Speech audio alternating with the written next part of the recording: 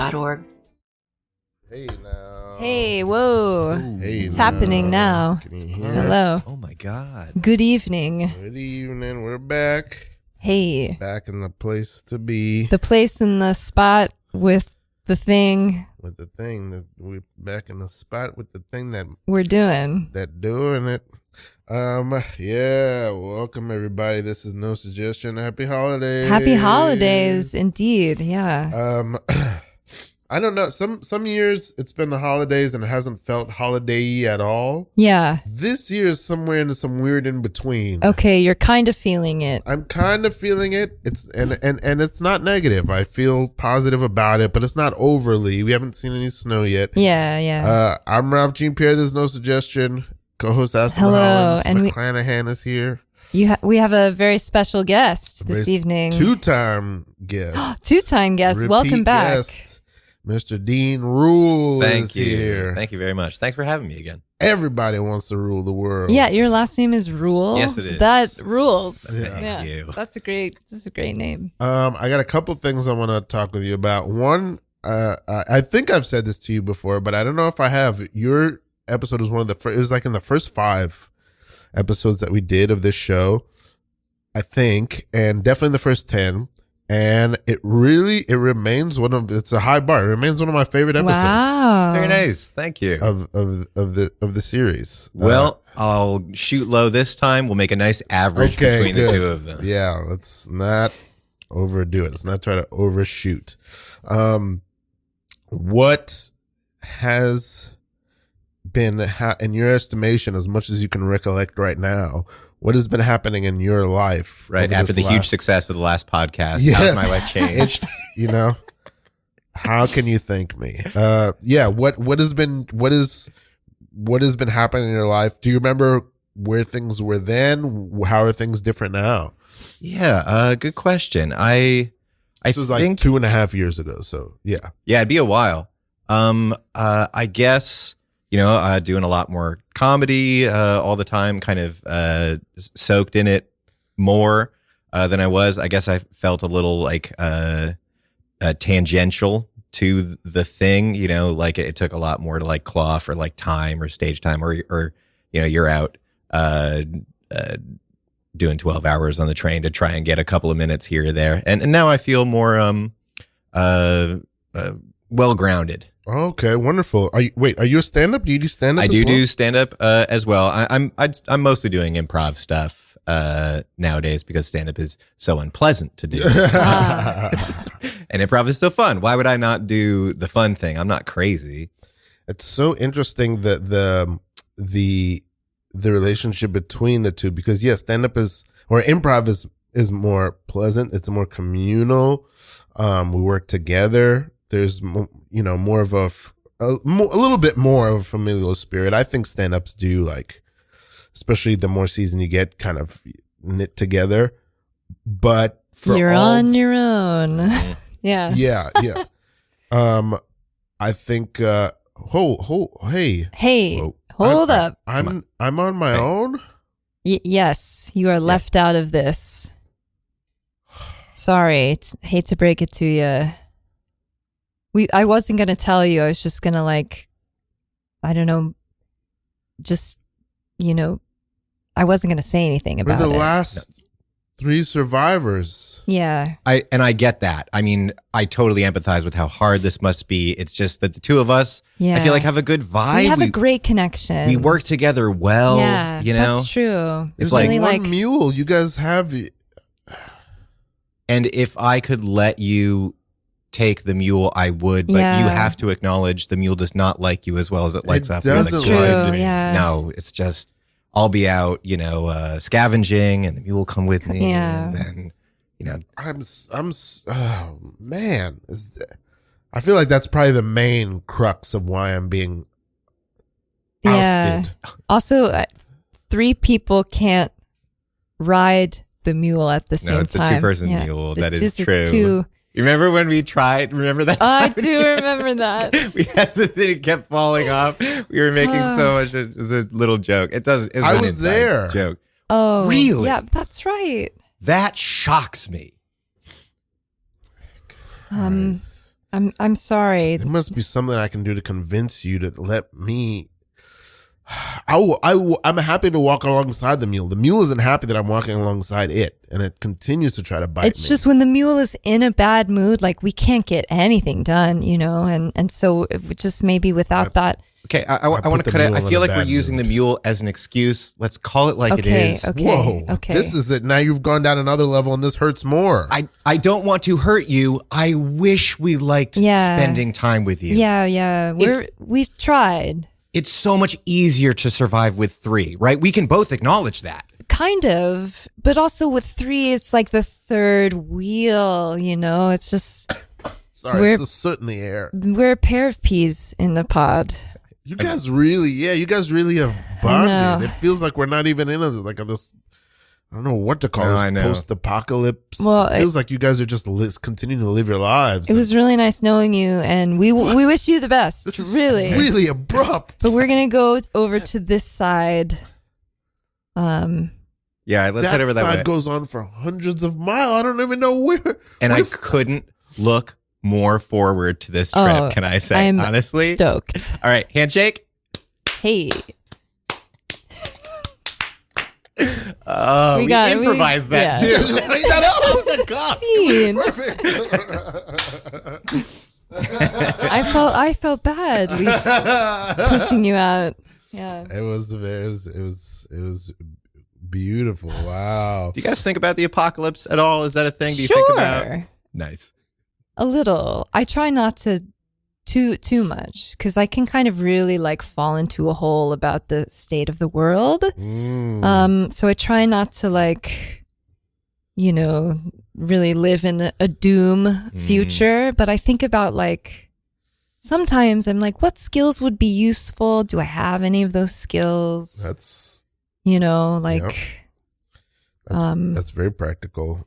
But yeah, I try not to think about it too much. How about yourself? I also try not to fall into a hole about it. You know where the skill thing really messes me up? For whatever reason, I think constantly about if I got time traveled somewhere in time. Like if I was like, oh, if you woke up and it's 1300 or it's 2000 BC or it's like Roman time, whatever. And the number of things I wouldn't have the first premise on how to begin to do just weighs on me. I think about what the first thing you would do, you'd fail. I don't speak Roman. First step, failed. I don't know how to navigate using the stars, Right. I couldn't get anywhere. You couldn't talk to anyone. I don't know how to cook anything. Yeah. I don't know how I feel about those because I sort of think, I don't know if actually this is a good. About 12 years ago, my best friend found out that his girlfriend was pregnant, and we were 27, and I just remember him freaking out, because he would get angry at me, and he'd be like, I was like, I think you're gonna be okay. People have done this. People dumber than you and I have do it done all this. the time, and we are not smart. People do it all the time. Yeah, but he was just freaking out. He's like, you don't understand. But there's something in me that I was like, people figure this out. You got to be able to figure this out, I guess. Yeah. And now it's 12 years later, and he's dead. No, You're wrong. no. But you wouldn't even. Is he a good dad? Yeah, he's a great dad, and it's just a part of his life now. Yeah, he didn't change into this other person. He's the same guy. He's a good dad. It's just another thing in his life. It's a big thing, but he's not. It didn't become an unrecognizable life. I imagine it must be terrifying, though. Oh yeah, especially for first time parents. Probably. Yeah. Seems very scary. I'm sure he was very scared, but I think over time it's I think the point I'm trying to come to is history seems to say that we are much more adaptable than we can imagine that we are. That's true, yeah. I said that with with what felt like some sort of certainty or confidence, and I really don't know. I really don't know. No, I believe that. I did just say earlier, like, I do think that you can do literally anything that you demand that you do. Like, I feel like if you needed to do literally anything, you would be capable of it. Yeah. If you truly did, in your heart of hearts, be like, I must do this. And people are resilient, you know, they adapt to change. And yeah, it's like it's so interesting. The last time you were on the show, my life was not completely. My life was 50%, which is a large amount, 50% different than it is now. And at the time that change happened, I could not imagine. Then even the next day, I was like, what? Now I'm not in that place anymore. Yeah. I'm very you're doing great. Yes. Yeah. You know, and that was like a small thing, but it was, you know, it was a breakup, but it was able to like teach me that like tomorrow the sun will rise, you know? Yeah. That's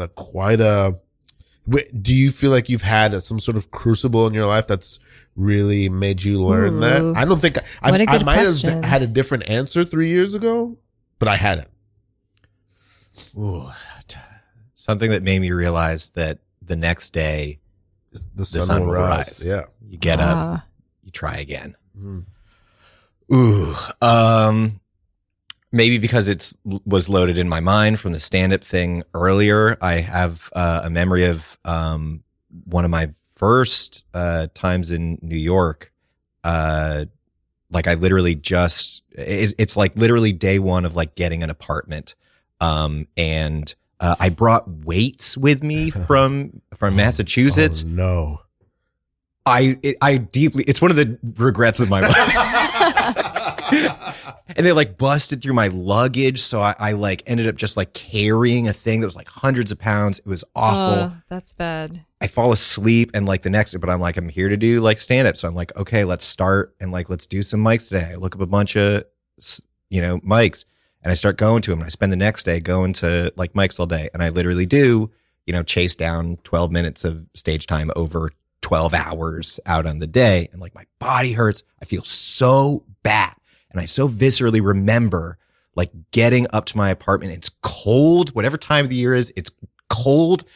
And the like last block before my apartment with everything down on me, I remember this moment of like weird levity, my like spine straightening.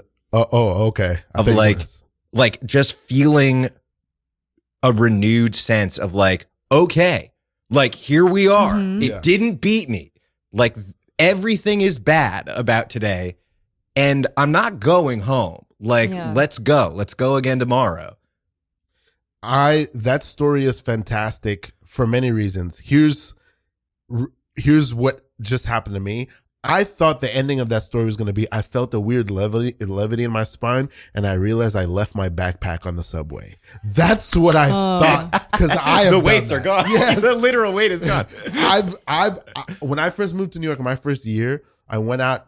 I love to dance, and it's a great way to meet girls. That's I never true. met any and you're girls. a great dancer. Thank you. I appreciate that. I never met any girls, but I would go out to dance, and this is my first time in New York. Oh my God. I can't even believe I'm telling this story. I'm from New York. This is my first time in New York as an adult. My first like 1 or 2 years in the city. I'm out. I'm dancing. It's not even going well. I put my backpack down so I can party.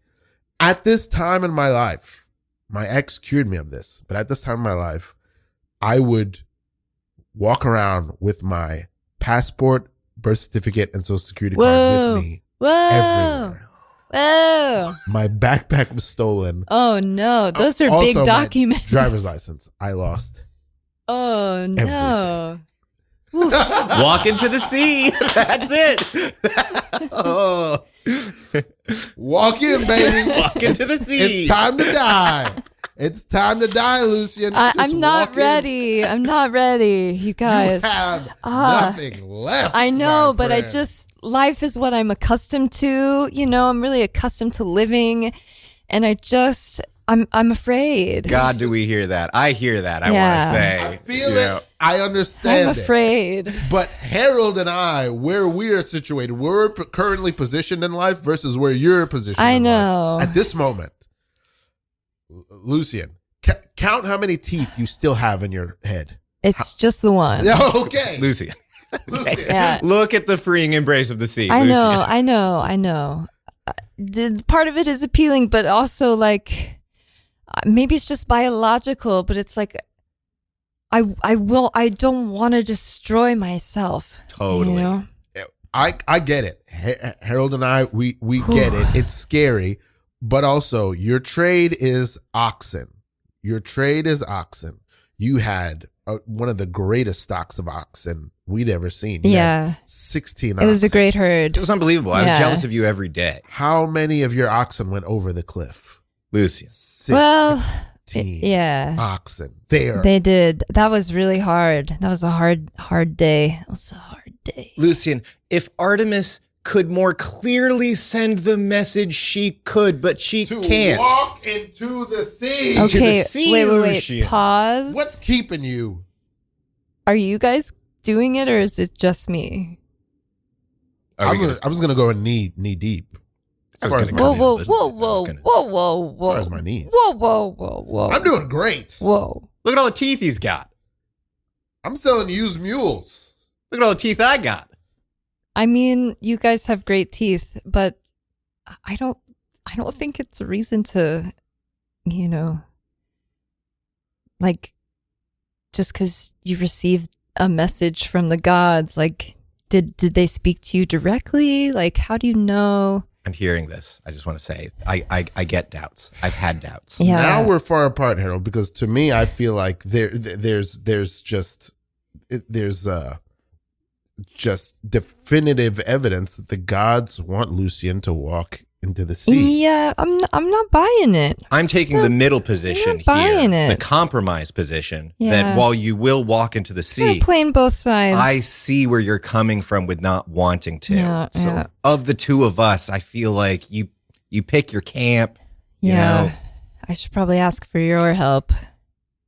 and I will give it. So I'm just going to turn around and try to find the town dentist and carry on living. The work that the dentist will do will be on one. You've inspired me, Lucian, because you have a will to live. I'm going now. that I've never seen before. I'm going. And See- I have to admit, I was going to say, here now you and I are opposed. Continue. I have to admit, Lucian, that you've inspired me today. I also wanted to marry your wife when you died. That's really... No, I want to keep her around, you know. Yeah. Okay, bye. No deal. Into the sea. See, very good. Oh. No deal is one of my favorite things to say in improv. I like that. Shut it down. Just shut it down. No deal. Really like it. You have so many scenes a lot where you'll get to like a negotiate. Money's involved. Deal. You Some know, kind of deal. I'll buy your car for $5,000, $10,000. No deal. Yeah, I like that. I'm gonna steal it. I'm gonna steal it. I don't know that we talked about this last time, or maybe what. Ooh. All great questions. I have huge questions. It's forming. I'm trying to figure out how to form it. I would say that in my life right now, it's one of my devotions, one of my vocations is comedy. It's something I've devoted my life to. It wasn't an early ambition. It's something that sort of, I looked up one day and I was like, oh, a lot of my life is comedy. Mm-hmm. Part of what I'm to do here on this planet is comedy, my own way of doing that. Acting was like, oh, I'm going to be an actor. Or before that, I wanted to be a comic book artist. I'm going to be a comic book artist. I never had the ambition to be a comedian. I just looked up one day and I was like, well, I'm doing comedy. Mm-hmm. I should, at one point were you like, I am to be a comedian? I don't think so. All right, so that's ask and answer. Yeah, it's wonderful. Yeah. I don't think I ever had the like I have become a moment. I have arrived. Here I am, an artist. Accept me. Actually, maybe that's kind of the thing too. Oh, this is so masturbatory. Do it. Let's no, do yeah, it. Live on the radio. All right. I view myself more as an artist than a comedian. I feel like the thing of like comedy and improv specifically and stand-up, anything where it is like I expose myself, masturbatory, to a bunch of people, and like I must carve myself into something that is effective with as few resources as possible in one way or the other. Stand-up, it's really useful because it's like no one else is here. This is all on my shoulders. Be the you that a room full of 30 people will in fact like, as opposed to despise. And with improv, it's you have no planning, you have no training. All you have is people who are going to be on your side. Like, try and find the version of you, the fastest, quickest, lightest version of you that is effective. And to me, all of that is just sharpening work to learn how to be the most capable artist to do whatever. I love that. That makes total sense.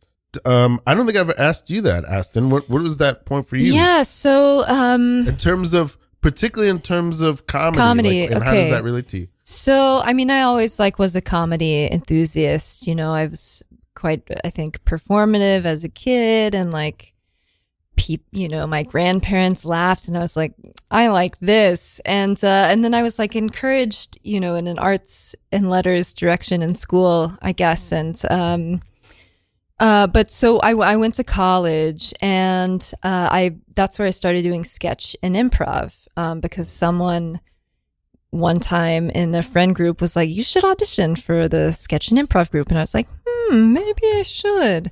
And I did, and it really saved my life sort of at the time. I was in a very deep, bad depression and all through college. And that was the one thing that I looked forward to. I looked forward to going to practice. I looked forward to doing art shows. I looked forward to learning about, comedy and structure and, improv structure. And it really I think the laughing, myself laughing and also making other people laugh, it really I don't know, if I didn't have that thread, I don't know what might have become of me. Anyway, so then I moved to New York, and I was like, okay, I'm going to keep doing this. I'm going to try to do this. So, I took classes at the Pit, blah, blah, blah. And for a while I was like, I am a comedian. I'm not an actor. I'm a comedian. Ooh, okay. And there's a difference. Yeah. And the difference is I'm cool. So wow. That is the difference, by the way. The way I'm different than everyone else in New York is I'm hot and cool. So I was like, oh, but I'm not an actor. And then in college I only had comedy training. I'd never had any acting training. So then I went through this kind of I'm not having fun doing improv anymore. I think at age 29, I was like, this isn't fun for me. So I'm going to go to acting school. What was that? Where did that turn? I think a lot of it had to do with a bad breakup at the time. It doesn't bother me much now. And I wish him the best, I guess. But at the time, it was I've never heard about this. Yeah. Ripped apart, and all, and also was kind of I had to leave. We worked together, and I was so I lost this whole community, but I couldn't stay there. Anyway, so I was like, I'm gonna go learn about acting because I feel like I'm capable of something, and I didn't quite, I still don't maybe know how to describe, but I was like, I think there's some depth that is untapped, and I want to find out what that is and learn about it. And I was like, okay, I'll go to acting school, and maybe I'll do commercials, and then I did all these years of acting school, and now I'm that's my biggest pursuit, I guess, in life is as an actor. So now I identify as an actor, and also a comedian. But I think it's the long story. I'm taking up everyone's many minutes of time. Let's wade into the depths. Long story short, I think it's about laughing. I think laughing is my favorite feeling. And when you can make other people do that, if it feels so good. And then also I love just being an audience member or watching the scene from the sidelines or whatever and laughing at my friends. And so I think a lot of it has to do with like my just love of laughter, of like, of laughter, and also I think it's joy. It's like a joyful pursuit for me. I think theater, comedy, acting, it's like a sort of devotional, joyful, although, stressful, difficult pursuit. But I think I have a lot of joy, and I have a lot of joy when I'm performing. And I hope that that's like, I think that's something I can I do for people. It's something I can give to people, I think, is bring joy. You got you got something Thank you. Thank you so much. I don't know what it is. Thank you. I don't know, but it's beautiful. It's coming. Yeah, it's like it's coming off of you. Yeah, it's like Francine said. It's like a beautiful. It is something gorgeous. So cool somehow, but you like. Funny. I don't know. I don't know either. I can't tell you what this means to me. Honestly, to have my work appreciated this way by others. Well, you're very welcome. We love you. Yeah. You're on, I don't know what show you're on, but I know you're on some yes. show. I just love you. I just love you. What you do. There's something about you. You might recognize me from a Verizon commercial. Oh. I play man number 4. I say ringtones. That's Thank it. you. Thank you. Oh. Honestly, art is just so difficult to create. But for me, it's a spiritual experience. And that I could give that to so many people means so much to me. I don't know what it is. I just don't feel either. Lucky. We just came out of this anthropology and you're just standing here. Yeah. Yes, I wait here. I bought a dress. It's a nice dress. Thank you. You want to see a dress? Go back inside, put on the dress. You put on your dress. Okay, but you go put on your dress. I don't know what to say. You're just standing here. Thank you. You got yes. doves. I don't know how there's doves. It's a part of my look. It's a part of, thank you for asking about them. I'd like to talk a lot about them. They're a part of what I call a bonding animal-humano experience. Tell us more. I would truly love to. I don't know what it means. It's a very powerful. Well, you see, there's something called pigeoning, where you perform, you act as another person, you kind of shadow them, if that makes sense. And humano-animal bonding is a way to just kind of find something inside you that's real. Does that make sense? Oh, to you? Mike subs. Yes. Jersey Mike subs. I love that. This is how we pepper on the fixins. This little move that we put on. That's what we do. Yeah. What you do is cooler. What you do is so amazing. Verizon is my carrier, my cell phone service. I gotta be honest, I've never seen the commercial you're talking about, but I'm sure it's... I have seen it. Whenever it was I call beautiful. Francine, Beautiful. it's clear service. Beautiful. It's clear That's service. true. And I get service almost everywhere I go. Almost everywhere. Thank you. I appreciate that. Thank you. Even at the seaside. Yeah. I was paid $300 for that commercial, and having paid over, I think $12,000 in acting lessons over the last year. That's been a really big achievement. That for is me. a little bit depressing. It's a little bit. I just noticed that you're taking donations. Yes, our art does require service. I think we can all agree to that it is a service and it requires donations. It might be. I think we can agree to that. Will you take this little dollar, Angel, and you go right back to heaven? Yeah, you go right back to heaven. Francine and I, we're trying to find our way out of this encounter now. Okay, but when before you do that, I'd like to do a quick 1 minute. I just noticed the doves are on leashes. Oh. Yes, they can't leave. They're part of the one-man performance I will do for you now. Just Francine, we got to be at an appointment. Oh yes, we have to leave. We have to cancel any appointments. I'd like to just begin now, if I may. My Go back in the yes, I left a blouse behind. Please no talking during the performance. Please no talking during the performance. Wow. Wow. My word, yes. Woo. Sometimes it's magical. Hey, I wanna Hey. Whoa. Hey, go. Come on. Okay, you told me two things before the show started that I want to bring up. And I made you swear not to bring them up. I'm scared to bring them up. Ooh. The first thing is you're like, my ambition usually is to let people know as little about me as possible. Ooh, a mystery man. Yes. Man of mystery. I relate to this a bit, but I really wanted to hear just any thoughts you have about this. Maybe even where you think it comes from. What do you think it's about? It's something I relate to. I wonder if you relate to it, Aston.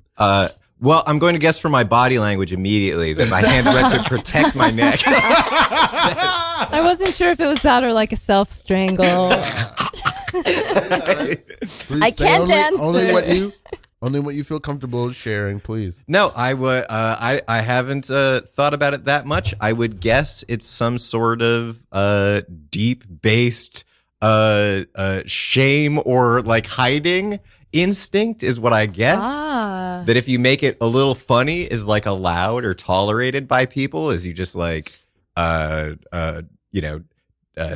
telling them any element of your. You hide off stage and then reveal on stage. I'd relate to that very much. I would say that's true. I feel that if I say something and it's true, that feels very revealing, and like people don't deserve that. I don't owe people that. Yes. That's a thing I feel very strongly, especially in like the kind of internet-y age. Yes. I don't really post much. I don't do videos of myself. It's taken a really long time for me to be willing to like put stuff out there. If I make something that I'm proud of, then I'll like put that out there, and then they're like that's there. But that's like a package, and I'm only a part of it because I'm the actor I can afford, and the writer I can afford, I don't like the idea of people being, in my home with me or around me or seeing where I'm going or knowing what I do. I don't know these people. Like, if you're a friend of mine, then you know anything you want to about me. Open book. I want to be careful how I phrase this, but this makes me like and respect you more. Because when I first met you, I feel like you have a quality to you that's it's sort of it's a dazzling, that it's confident. A dazzler. Yeah, it's confident, and it's a little bit of it's a peacocking that is natural, that is not forced or trying to, but you just have a, you know what I mean? But to hear that you have such a value of, no, the things that are precious to me, my truth and my honesty in my personal life, they are of real value to me, and I hold them as precious. I don't just strewn them out there the way I might on social media. I'm laying it out there, but that makes me really, that for me adds like a dimension to you that I don't want to say didn't anticipate, but it's just a new dimension that I really like that idea. I had never thought it, because people talk to me about being nervous to post on social media, and I'm always just like, I don't really get it, but this makes me get it. Like, yeah, this is precious. And you just feel like you're willing to just put out. You do a little bit closer to the mic. You can pull it. You're just willing to put everything you got out there. Whoa. Oh my word. I'm just saying, if you want to put what you got out there and let people accept it. I'm inclined to feel like insulted, but my God, that voice. Come on, just let people see what you got. I've never been in New Orleans before, so I don't. Yeah, just lay out your feelings. Wow, there's two of you.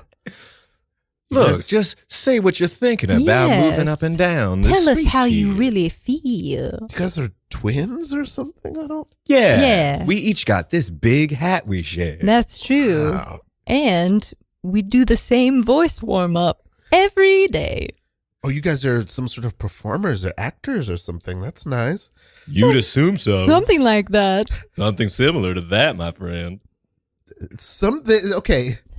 Oh God, Bourbon Street. Something turned a little bit like ominous just a second ago with where you guys are being vague now. Mischievous almost. A little bit, I think so. I don't know what to. I don't want a beignet. Thank you. I don't want one. But they're so delicious and tasty, and they come in these little sugar hats. And you can put them in in your coffee, and then it gets sugary, sweet. I don't know if you guys are selling beignets or you guys are trying to flirt with me. I don't know what's Could be a going on. little bit of both. Can it be both? I feel like this is just the same rhythm to this Tell exchange. us about your deepest fears. Yes. Well, I mean, I was always afraid to travel alone. Come on now. Why would you ever feel that way when you Please. meet people like us? I don't even know your names. My name is Darla, by the way. But Oh, that's so nice to meet you, Darla. Darla, it's been my deepest pleasure.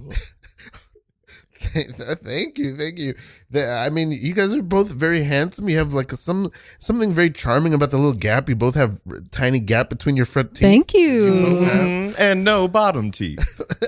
I wasn't gonna call attention to that because Please do. I'm still flattered. You're very tall. You have very elegant linen outfits. You're sharing one hat. Thank you. But it somehow works. It's a very large hat that we share. I'm in town, all on my own. I still don't know your names, but if you guys would like to maybe join me I'm Harold and this is Meryl. Pleasure to meet you. Plug Or them. is it the opposite way around? They turn the hat. Wow. It's a beautiful time. Yes, this is fantastic.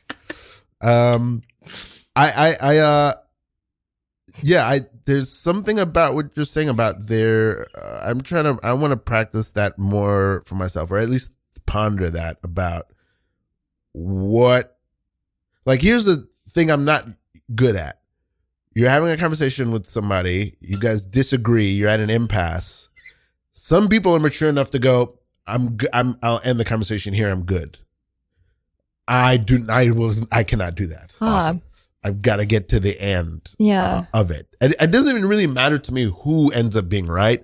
But you want a resolution. Yes. Okay. I want to find something, and I'm learning at this late age. I'm learning that is immature. I think it's more mature to be like, we can just stop this here. We don't need to find the end to every single conversation that we have. Are you a person who argues with people? That doesn't strike me. Really? Yes. I am an arguer. For sure. I wouldn't have known that unless you revealed that information. I am mostly on the internet, but it has been in my real life. And it's not,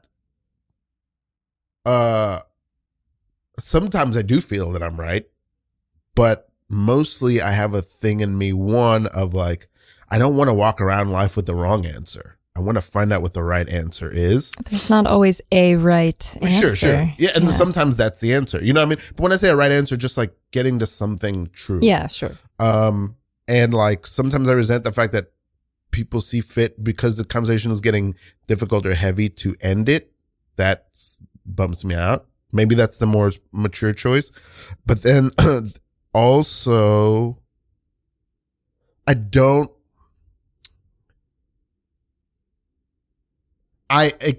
what you said earlier, very nice. We're doing some sort of undulation here, Brooklyn. It feels really good. It does. Yeah. It does.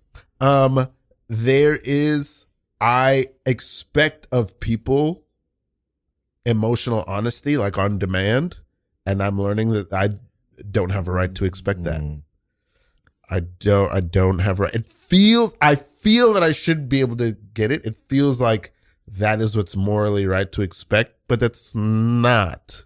Well, that's what surprised me about you saying you argue with anyone. Like, you are maybe the most like emotionally honest or open person I've met immediately. Like, I was joking a little earlier about how like anything I say to you, you'll respond with some variation of like, that's important. Yeah. I really need to take that in and change who I am.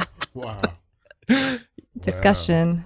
Yes, that's funny. That's interesting. Well, I received that. I like that, and it's important, and I'll change it. But like, I would see how you would be very desirous of that level of emotional, because you're giving that, like you are putting that out for someone. It's a painful lesson to learn, but it is. I think it is correct that just because I'm offering it does not obligate others to reciprocate it That's back true. to me. And that's been something I'm learning. It's not something I've learned. I'm learning it. I still haven't internalized it. Can I tell you a little thing that happened recently with somebody like ending a conversation gracefully that like has played in my head since it happened? Oh, yes. A couple months ago, I was chatting with somebody in a bar, and like they knew a lot of people there. And I, knew like him and like one other person. So I was kind of chatting with him for a bit. And he did the most beautiful social move that I'd ever seen, where we're like chatting and like I say something and he does like almost a stage laugh at it that I make something. And he goes, oh man. All right. I'm going to let you get on and hang out where you were on. And the like, it was so like in rhythm that I was like, yeah, that's probably what I wanted. I was going to go talk to somebody. And I was like, whoa, like alpha level social move. Very graceful slide. Ooh. You got to see it, Brooklyn. You guys can't imagine the how it feels. Yeah, I think the drugs are kicking in for me. I think I love you guys so much. I feel just like I'm in the ocean, but I know we're just in. I'm a sea creature, fully. Wow. Yeah. Yeah. I feel like I just am a light wave. Yes. A light wave. That's beautiful. Like a light wave in the ocean. How are you Also feeling, Freddie? Has your Molly rolling on your Molly yet? I'd say I just feel nervous right now. I don't know if that's in the vibe, but that's that doesn't sound like maybe that's vibe. just the precipice. Maybe that's just the threshold, know. But soon you'll become a light wave. Yeah, or a sea creature. Yeah, soon you'll get something there. From the ocean. Yeah, something from there's light that cuts through the ocean, but there's also sea creatures. Wow, my stomach is upset. Is your stomach upset? No, it just feels very good to touch my own face. I feel like I have a tattoo across my belly, and it's just a smile, a wide smile. I'm invisible. I'm tired of this house music. You guys, I have edibles as well. If you guys want to take a little square of those. A little cherry on top of my high. Oh, just add it. Like, like a cherry. Sprinkle it on top. Ooh, sprinkle. More drugs. All right. Yeah, everyone else is doing it. Everyone else is doing it. It'll turn out great. What sea creature will you be? Or part of the ocean? Start to imagine it. Start to manifest it now. Let us know. What sea creature will you be?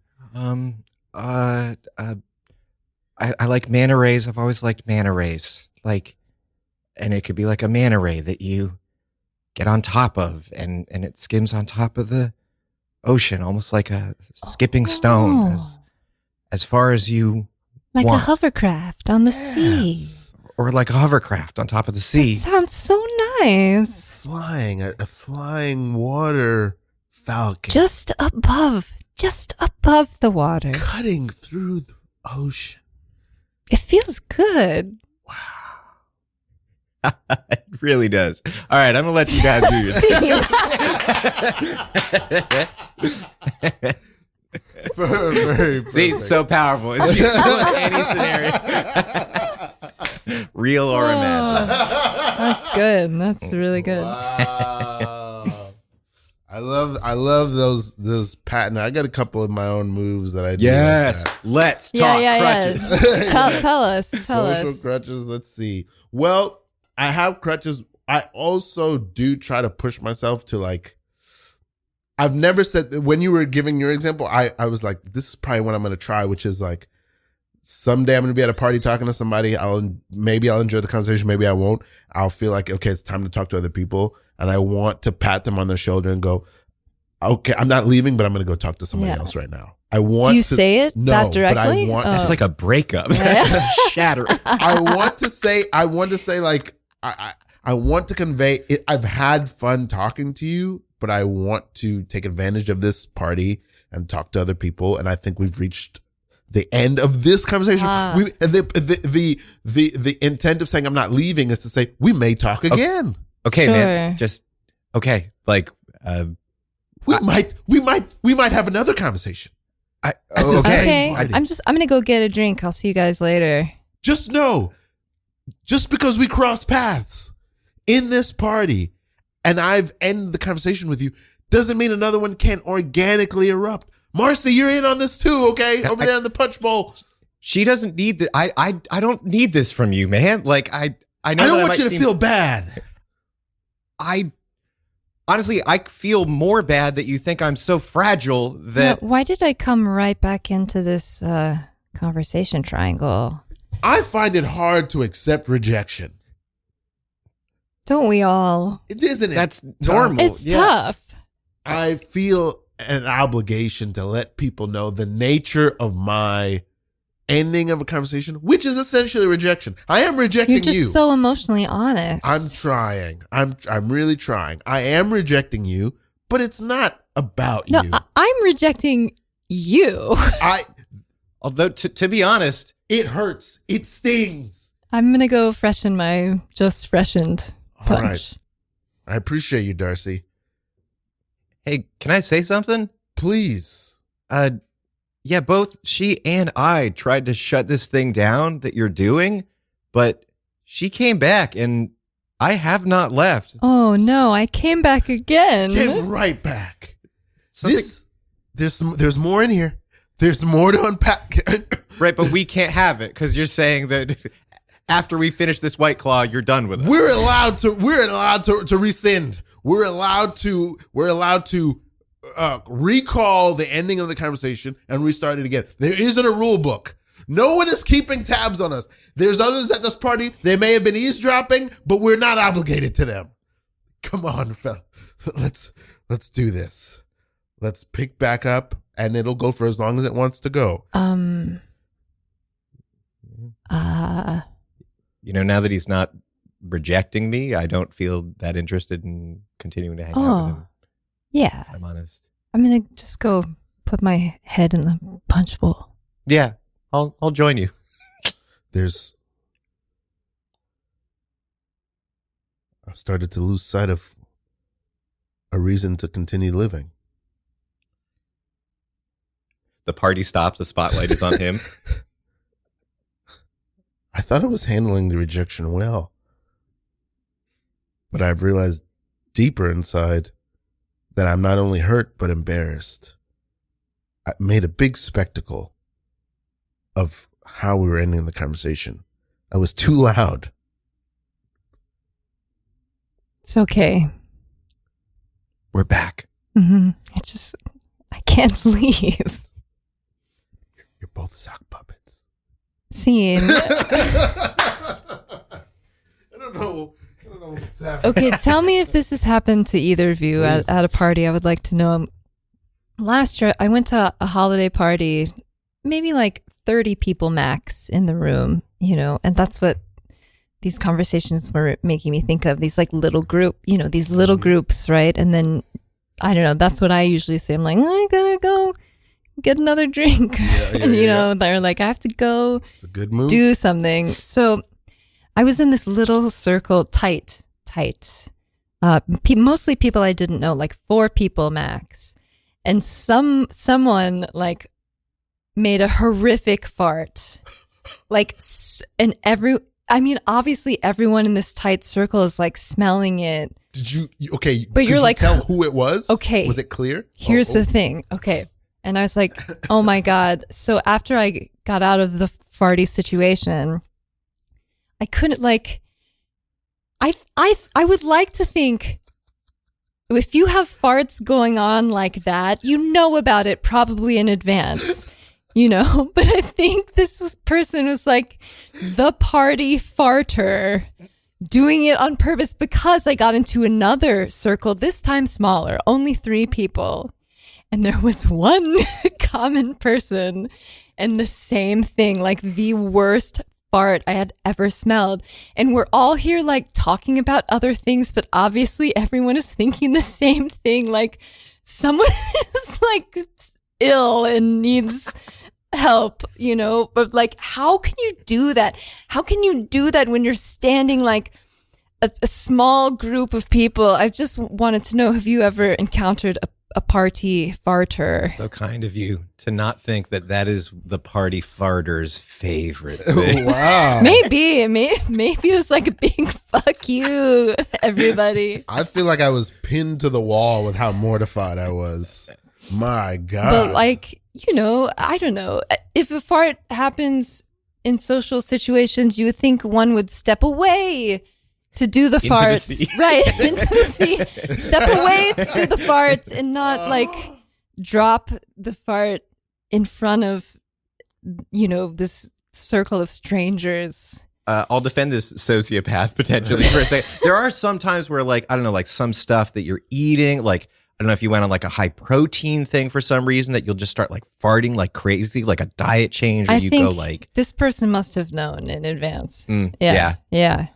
I mean, I had a grandmother who died at 109. That is a nice long life. Yeah, my great grandmother. Wow. Right? And there came a certain point where, man, around her 80s, late 70s, 80s, where she was just like, fuck it. She's just letting it go. I'm letting it go whenever, wherever, Good for whatever. her. Mm-hmm. And that is a level of honesty. That's bold. Yeah, it's really I bold. Admire. That is a level. It's just because it's not rude. It's natural. And it's like, this person is like, I'm just being myself at this age. Yeah. But no, at a party, but it's like, I mean, you had to, like, this person had to know that they were having these kinds of farts that would disrupt. Would you not go? Let's say like, you know, 3 days prior minimum. Yeah. Or like 2 days prior. Like something's up. Oh. If I was feeling up to it, I would go. But if I had to fart, I would go somewhere alone, you know, and not like make other people deal with it. That's the polite way. Yeah. I think if I'm feeling that bad, I'm just thinking, the worst can happen. A disaster may strike. And you don't have to go in there. You don't have to go in there. You don't have to go in there. I think we do have to go in at some point. We have to go in. We can still turn around. I don't know. It's like now or never. We have to handle this. I've never turned around at anything in my life. I won't start now. Listen, damn it. You're already here, Travis. Only one of us is going to come out of this duel alive. The truel. It's a 3-way duel. And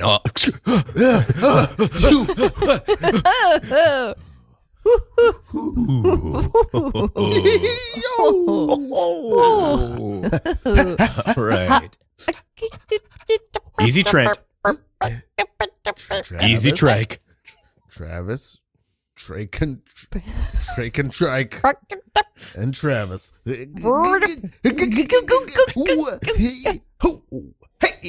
All right. Not getting in my head with all your beeps and boops. I'm winning this true, fools. Hold on. Watch that finger. Watch that. Yeah, All right. Guys, what was this about in the, like, You don't remember? No, what's the beef? I'm also having trouble remembering. Yeah, but my mind is racing. Why are we mad at each other? Enough to die. Couldn't be clearer. I'll start, you finish it off. Well, first of all our names start with Truh, and we were in town together. That's true. What are you going to do with 3 Truhs but have a truel in town? This town ain't true enough for the tree of us. He said that. We set to punch tree him. enough for the tree of us. I guess it's not. I offered a dance battle. We could have done a dance battle. And I didn't. Hey, come on. Hey.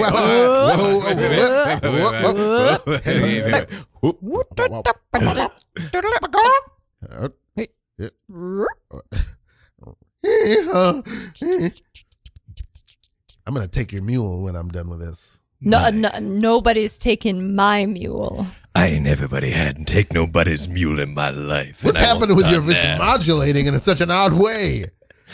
Who are you, Travis? Who are you really? Who am I? Yeah. We're all pointing our guns at each other. I know. It's dangerous. So dangerous. My real name is Tronald. Or will it keep going? The burst of emotion on your face just now, Aston, when you said scene, you just feel like you felt every emotion. This has been a beautiful time. Oh, so beautiful. What Dean Rule.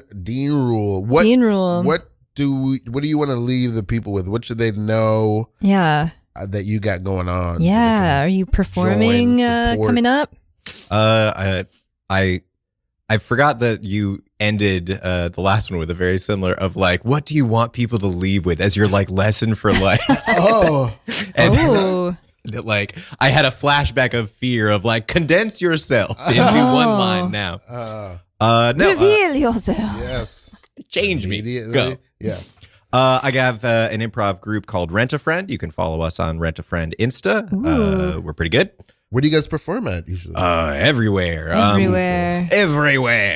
I think we have our next spot is at the Pit at the end of the month on the 28th. 28th of December. RentAFriend at the Pit. Yes. Anything else? And you can follow me on Dean Rules Insta, which will have all sorts of links to a million different things that I'm doing. The coolest one is going to be a big like D&D live play thing that we're doing on this big huge stage with a bunch of different cameras and stuff. It's going to be and a many-sided die. Yeah. Do you know what venue that's going to be at? It will be on the internet. We're doing it on Twitch. Ooh, live on Twitch. Yeah. Hey, I'm going to read this real fast. All right. Radio Free Brooklyn's annual giving campaign to raise critical funds for the station. The year's funds will support, I'm burping. I have 10-year anniversary plans. I'm emotional. Help improve station's operations and build a new app. Emotional honesty. Hey, our RFB's annual season of giving fundraising drive is here. Thank you for listening and choosing us in this busy digital world. 3 people riding a mule. This holiday season, we're asking you to keep us at RFB sounding great. You can believe RFB turns can you believe it turns the big 1-0 next year? 1-0. 10 years. We have huge plans. Your donation is critical to our all volunteer radio network. Please support our work at radiofreebrooklyn.org/donate. From all of us at RFB, we thank you. Shop in anthropology. Walk into the sea. See. How about you, Aston? Anything else you want people to know? You can find me on the internet pretty much most places at ASTONHOLLINS. And that is my name. Where can we find you, Ralph? Oh man, you can find more about me, this podcast, of which the 100th episode special is out, which Dean Rule is on. Hey, all right. You can listen to that. I'm very proud of that episode. I love that episode. And you can find more of this podcast video episodes. You can find the music that I make, the hip hop music. It's very good. Yes, thank you. At preciousgorgeous.com. The No Suggestion Podcast, my music, all that is at preciousgorgeous.com. And yes, I'm going to leave it to you, Dean, to sum up this entire episode with a single phrase. I'm happy to do that. All right. But I'm going to first let you guys get that. Happy holidays, everybody. We did it. Happy holidays. And we'll see you guys, I think, next year. Maybe there's another episode next year. See you in 2.5 years. Yeah. Oh, my God. Love you guys. Good night. Good night.